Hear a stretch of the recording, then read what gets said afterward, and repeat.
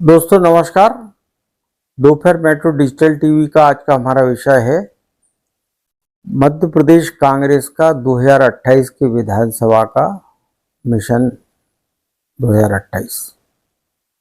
यानी कि कांग्रेस ये इन प्रकार 10 साल बाद जो अपना जो सूखा है, जो बीच में 15 महीने का अंतराल उनको मिला था राज करने का, उसके बाद उनका एक सूखा खत्म करने की कवायद कांग्रेस संगठन ने शुरू कर दी।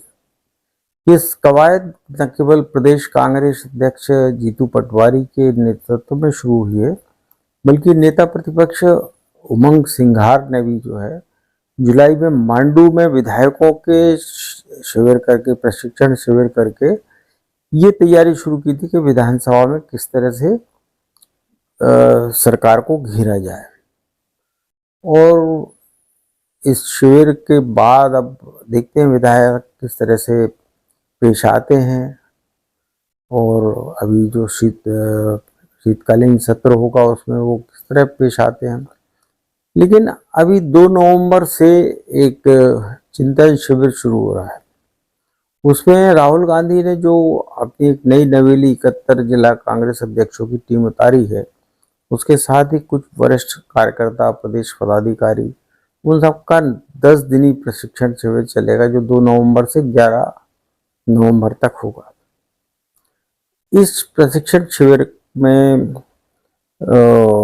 हालांकि जो प्रशिक्षण देने के लिए नेता आ रहे हैं वो तो उनके नाम भी हम आपको बताएंगे, लेकिन कांग्रेस थोड़ा सा उत्साहित इसलिए दिख रही है क्योंकि जमीनी स्तर पर मध्य प्रदेश में भारतीय जनता पार्टी की सरकार को लेकर जो एक जमीनी फीडबैक है वो बहुत पॉजिटिव संकेत नहीं दे रहा है।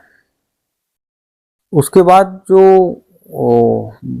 मध्य प्रदेश के मुख्यमंत्री मोहन यादव ने बिल्कुल एकला चलो की नीति के अपनाते हुए जिस तरह से लगातार कई बहुत अच्छी घोषणाएं भी की हैं, सारी चीज़ें ऐलान किए हैं और कई योजनाओं को अमली जामा पहनाया भी है।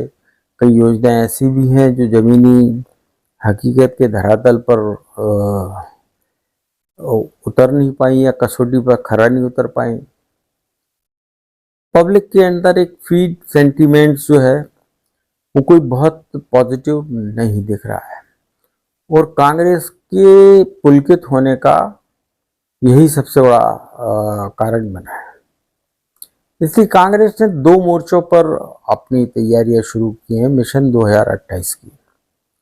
प्रदेश कांग्रेस अध्यक्ष जीतू पटवारी ने प्रदेश कांग्रेस कार्यालय से लेकर जिला कार्यालयों के खर्चों के जुटाने के लिए एक नई तरह की योजना की। पहले अमूमन होता ये था कि पार्टी के सांसद विधायक अपने 1 महीने का वेतन उससे जमा कराया जाता था। वो कितना हो रहा नहीं हो रहा है वो अलग बात है, लेकिन अब हर विधानसभा क्षेत्र में कांग्रेस के कार्यकर्ताओं को टारगेट दिया जा रहा है कि वो 25,000 लोगों से 100 रुपये पार्टी के लिए वोट मांगे ताकि वो एक सशक्त भूमिका निभाते हुए मोहन यादव सरकार को घेर सके। अब 25,000 हर विधानसभा क्षेत्र में 25,000 लोगों से 100 रुपये का नोट लेना कितनी बड़ी चुनौती होगी और वोट लेना कितना बड़ा चैलेंज होगा, ये अपने आप में एक अलग प्रश्न है। क्योंकि अमूमन देखा गया जो वो नोट दे देता है वो वोट नहीं देता है, वो जो नोट ले लेता है वो वोट दे देता है। ऐसा ट्रेंड खासतौर से जो उत्तर भारत के राज्यों में से लेकर दक्षिण भारत के राज्यों में खूब चलता है। लेकिन कांग्रेस सब ये चाहती है कि जो बीजेपी के खिलाफ जो जमीनी माहौल बन रहा है उसको अपने पक्ष में किस तरह से मोड़ा जाए। उसके लिए चुनावी चंदे के रूप में 100 रुपये के नोट लेने का अभियान वो छिड़ने वाली है। उसके साथ ही जो 2 नवंबर से जो चिंतन शिविर शुरू हो रहा है, प्रशिक्षण शिविर शुरू हो रहा है, जिसको उन्होंने की पचमढ़ी को ब्रेन सेंटर मानकर ब्रेन स्टॉर्मिंग सेशन करने की तैयारी की है कि किस तरह से वो चुनाव में आगामी जो 2028 का विधानसभा चुनाव होगा, 2029 के लोकसभा के कुछ चंद महीनों पहले, तो उसमें वो किस तरह से अपने परफॉर्मेंस को बेटर कर सकती है। 2018 में तो कांग्रेस थोड़ा सा आगे निकल गई थी बीजेपी से, और निर्दलीयों के सहारे बहुजन समाज पार्टी और बाकी कुछ एक दो विधायकों के सहारे उसने बारीक सा अंतर का बहुमत प्राप्त कर लिया था।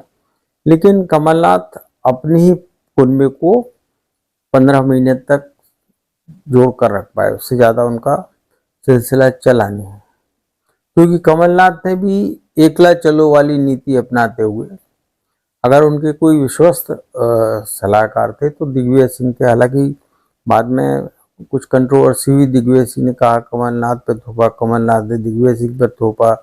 कमलनाथ ने ये भी कहा कि दिग्विजय सिंह ने कहा कि सिंधिया और उनको भरोसे में नहीं लिया कमलनाथ ने, और कमलनाथ ने कहा कि जैसा दिग्विजय सिंह जिस तरह से उनके साथ थे, तो ये मैसेज जा रहा था कि सरकार वो नहीं, दिग्विजय सिंह चला रहे हैं। हालांकि कमलनाथ ने एक एक दिन गिनते हुए अपनी 15 महीने सरकार चलाई, और ज्योतिरादित्य सिंधिया के नेतृत्व में इनके स्टार प्रचारक को सामने रखकर चुनाव लड़ा था, उनको हाशिए में धकेलने की कोशिश जो हुई, तो उसकी प्रतिक्रिया आई, कांग्रेस में फूट हो गई। वो 15 महीने में सरकार गिर गई। तब गिरी जब कोरोना काल शुरू हो चुका था। तो शिवराज सिंह चौहान ने कोरोना काल की चुनौतियों से जूझते हुए, खासतौर से प्रधानमंत्री नरेंद्र मोदी के प्रयासों से जो जो जंग लड़ी कोरोना से, उसके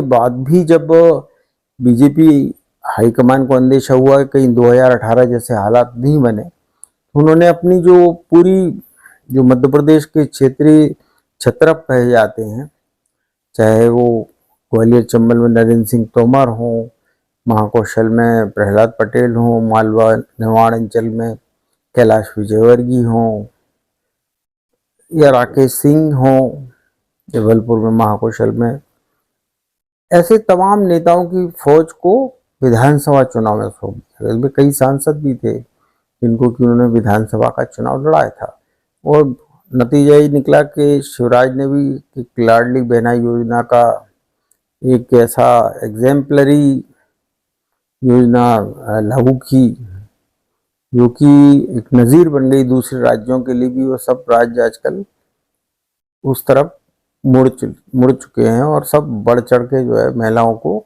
साधने के लिए सीधे कैश रकम उनके खातों में पहुंचाने की घोषणाएं कर रहे हैं। बहरहाल ये सब बातें अपनी जगह है। अब सवाल ये है कि कांग्रेस का जो सम्मेलन होगा, उसमें उनको प्रशिक्षित करने वाले लोग जो आ रहे हैं, उनके नाम थोड़े चौंकाने वाले हैं। राहुल गांधी और कांग्रेस के जो तथाकथित अध्यक्ष हैं, क्योंकि मेरा मानना तो ये है कि सारी कांग्रेस की कमान राहुल गांधी है, राहुल गांधी कांग्रेस है और कांग्रेस ही राहुल गांधी है। अब चाहे उन राहुल गांधी को कोई वामपंथी राहुल गांधी कहे, वामपंथी कांग्रेस के राहुल गांधी कहे, या कोई कुछ भी कहे, लेकिन सत्य यही है कि नेता प्रतिपक्ष भी वही है और पर्दे के पीछे से अध्यक्ष भी वही है। और मल्लिकार्जुन खड़गे जो है 83 साल की उम्र में एक कठपुतली की तरह मुखौटा बनकर अध्यक्ष के पद पर, ये दिखाने के लिए कि गांधी परिवार अपने परिवार से हटकर भी किसी को अध्यक्ष बना सकता है।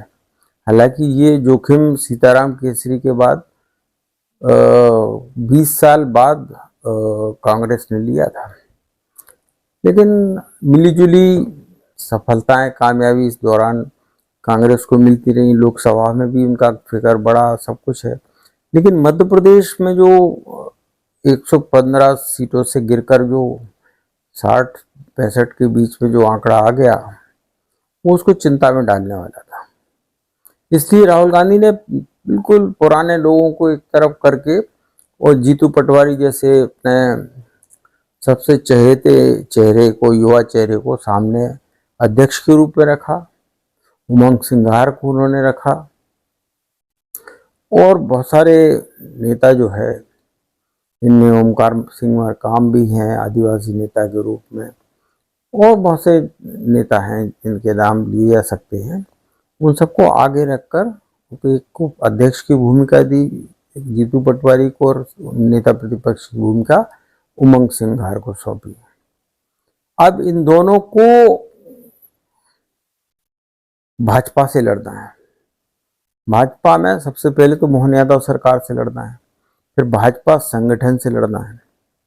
मोहन यादव सरकार से लड़ाई वो आसान बना सकते हैं, लेकिन भाजपा का संगठन जो है इतना मजबूत है, और खासतौर से हेमंत खंडेलवाल के प्रदेश अध्यक्ष की कमान संभालने के बाद अब संगठन की बारीकियों, संगठन को नीचे स्तर तक और मजबूती देने की जो योजनाएं बीजेपी चला रही है, वो कांग्रेस के लिए एक चुनौती है कि वो भी बूथ लेवल तक अपने एजेंट को तैयार करे।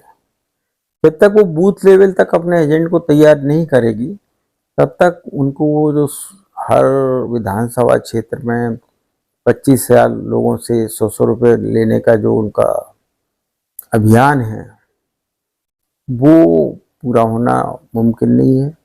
साथ ही जब मतदाता सूची तैयार होती है, क्योंकि 28 के चुनाव के पहले मध्य प्रदेश में भी सघन मतदाता सूची पुनरीक्षण अभियान चलेगा, और जाहिर है वहाँ समय बीएलए को बहुत सतर्क रहना पड़ेगा कांग्रेस के बूथ लेवल एजेंट को, कि वो अपने बूथ के जो मतदाता हैं उनसे इतने जीवंत संपर्क रखें कि कौन वहाँ रह रहा है उनके बूथ के एरिया में, और कौन चला गया है, कौन जीवित है, कौन जीवित नहीं है।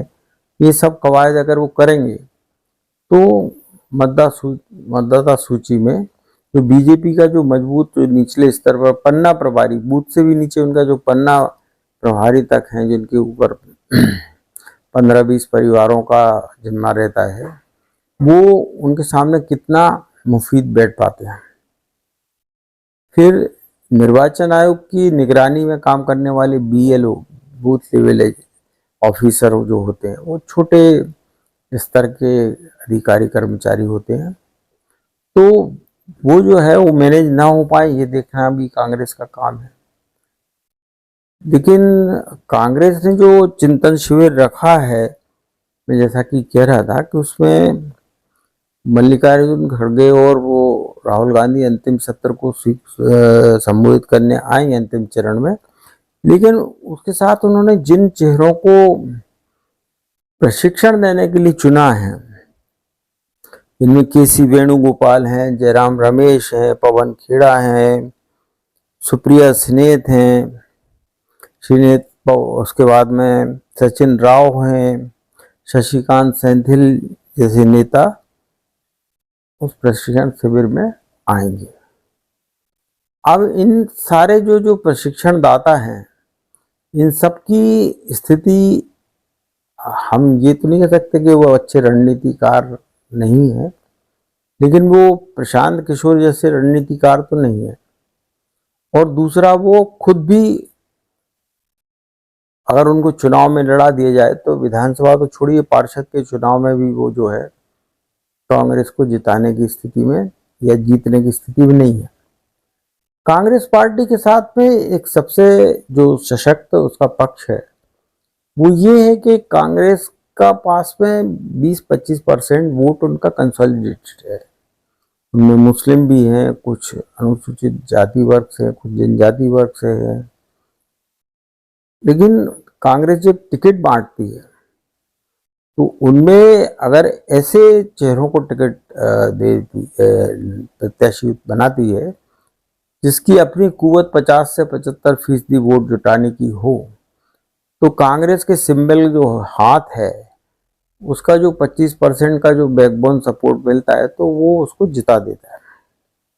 यानी कि जो कांग्रेस के जो भी विधायक या सांसद जीत के आते हैं, उसमें कांग्रेस के जो चुनाव चिन्ह हाथ जो है वो उसका हिस्सेदारी 25% है। बाकी 75% जो है वो प्रत्याशी की अपनी कुवत, अपने ही मैदानी टीम के कार्यकर्ता, अपने ही बूथ लेवल एजेंट, सब सारा उसका अपने मैनेजमेंट पर रहता है। और आप देखेंगे कि तमाम प्रतिकूलताओं के बावजूद जो कांग्रेस के विधायक जीत कर आते हैं चुनाव में, वो अपने बूते पर ज़्यादा आते हैं। कांग्रेस के चुनाव चिन्ह का सपोर्ट उनको एक बोनस जैसा रहता है। तो ये बात कांग्रेस को ये कितने प्रशिक्षण शिविर कर लें, सारी चीजें कर लें, लेकिन अगर वो ये देख ले कि उसका जो बोनस का जो 25% का जो सपोर्ट है वो किसी ऐसे व्यक्ति को ही प्रत्याशी के रूप में दे जिसके खुद की कुवत 50 से 75% तक वोट जुटाने की क्षमता है, उसकी अगर कुवत है तो वो निश्चित रूप से कामयाब हो या ना हो अलग बात है, लेकिन भाजपा को कड़ी टक्कर तो देगा। क्योंकि पिछले 2-3 दशकों में की राजनीति देखें तो तीसरे दल के रूप में बसपा सपा ने भी उभरने की कोशिश की, लेकिन वो जो है वो बहुत ही सीमित रह गई, सीमित इलाकों तक, और उनका कभी दहाई के आंकड़े को भी नहीं छू पाई। तो यानी कह सकते कि मध्य प्रदेश ही अब उन राज्यों में है जो 2 दलीय व्यवस्था वाला राज्य है, और कांग्रेस वहां पर उसकी कांग्रेस की संभावनाएं वहां हमेशा उजली रहती हैं जहां पर की 2 दलीय व्यवस्था है। फिर चाहे वो उत्तराखंड हो, चाहे हिमाचल प्रदेश हो, चाहे राजस्थान हो, चाहे छत्तीसगढ़ हो, चाहे मध्य प्रदेश हो, चाहे गुजरात हो। अब गुजरात में तो खैर आखिरी दम पर जो मोदी और शाह की ये रणनीति और दांव पेच चलते हैं उसके सामने कांग्रेस लड़ते लड़ते फिर एकदम धराशायी हो जाती है। लेकिन इन बाकी राज्यों में अभी हालात इतने गए गुजरे नहीं है। कर्नाटक में भी जनता दल इसकी मौजूदगी के बावजूद कांग्रेस कुछ अच्छा कर पाती है। केरल में लेफ्ट और कांग्रेस का मामला है, वहाँ बीजेपी नहीं है, वहाँ भी 2 दलीय व्यवस्था है, तो इसलिए कांग्रेस और लेफ्ट पार्टी का जो गठबंधन है यूडीएफ और एलडीएफ, जो दोनों के गठबंधनों के सरकार बारी बारी से बनती रहती है। लेकिन मेन फोकस कांग्रेस का इस समय मध्य प्रदेश है। तो ये जो प्रशिक्षण सत्र जो है, इन जो 71 नए जिला अध्यक्षों को आप प्रशिक्षण देने जा रहे हैं, इनमें से कितने विधानसभा चुनाव लड़ने की हसरतें खुद पाले हुए हैं, या चुनाव तक आते आते उनकी हसरत जो है अध्यक्ष के रूप में अपने जिले में विधायकों को जिताने और नए चेहरों को सामने लाकर आगे करने और उसके पीछे में खड़े होकर मेहनत करने की मंशा है, या वो खुद आगे आना चाहते हैं, ये तो आगे आगे पता चलेगा। लेकिन बहरहाल जमीन अभी जो है अगर भारतीय जनता पार्टी के लिए प्रतिकूल है तो कांग्रेस के लिए यही अनुकूल है। क्योंकि और ये अनुकूलता जो है वो आपकी नतीजों में तब्दील हो, माने या यूँ कहना चाहिए कि एंटी इनकम्बेंसी फैक्टर अगर कोई काम करे कि जनता हराने पर ही आमादा हो जाए, तो भी आपके पास में ऐसा तंत्र होना चाहिए जो कि आपको प्रति जो नेगेटिव सपोर्ट ही अगर मिल रहा है तो उसको वोट के रूप में कन्वर्ट करा सके, सपोर्ट को वोट में कन्वर्ट करा सके। वो मैकेनिज्म कांग्रेस कैसे विकसित करे, क्या करे, ये अभी यक्ष प्रश्न है जिनके इन सवालों के जवाब आने वाले दिनों में देखने को मिलेंगे। तो मित्रों, अभी तो हमें इंतज़ार करना चाहिए क्योंकि अब 2 नवंबर ज़्यादा दूर नहीं है। उस प्रशिक्षण शिविर का जो क्योंकि उन्होंने ब्रेन सेंटर पचमढ़ी को बनाकर एक ब्रेन स्टॉर्मिंग मंथन करने की उन्होंने जो कार्रवाई की है, उसमें से कितना अमृत निकलता है, कितना विष निकलता है, और वो कितना कारगर साबित होगा। और ख़ासतौर से ऐसे नौसिखिए प्रशिक्षकों के दम पर जिनकी खुद की कोई हैसियत नहीं है, ज़मीनी हैसियत नहीं है, वो परोपदेश कुशल बहुतेरे के तर्ज पर कितना प्रशिक्षित कर पाते हैं, ये बात तो आपको आने वाले दिनों के लिए इंतजार करना पड़ेगा। मित्रों, इस अंक में इतना ही। आगे हम फिर किसी मुद्दे पर बात करेंगे और कांग्रेस का जब ये प्रशिक्षण चलेगा तब उस पर भी बातचीत होगी और उसके बाद भी बात होगी, क्योंकि किसी भी लोकतांत्रिक समाज में जब तक कि सशक्त विपक्ष नहीं हो तब तक एक अच्छे लोकतंत्र और स्वस्थ लोकतंत्र की कल्पना नहीं की जा सकती है। तो हम तो व्यक्तिगत रूप से अगर लोकतंत्र के हिमायती हैं तो ये चाहते कि विपक्ष सशक्त हो और कांग्रेस इसके लिए तैयार हो, क्योंकि ये तो शर्त कांग्रेस के साथ है कि वो सशक्त विपक्ष बनने को तैयार है या नहीं है, अगर है तो कितना है, और या वो विपक्ष सशक्त विपक्ष बन के फिर सत्ता पक्ष में आने की मादा रखती है नहीं रखती है, ये बात आने वाले दिनों में पता चलेगा। मित्रों, तब तक के लिए करिएगा इंतजार और आपसे फिर मुलाकात होगी। तब तक के लिए नमस्कार।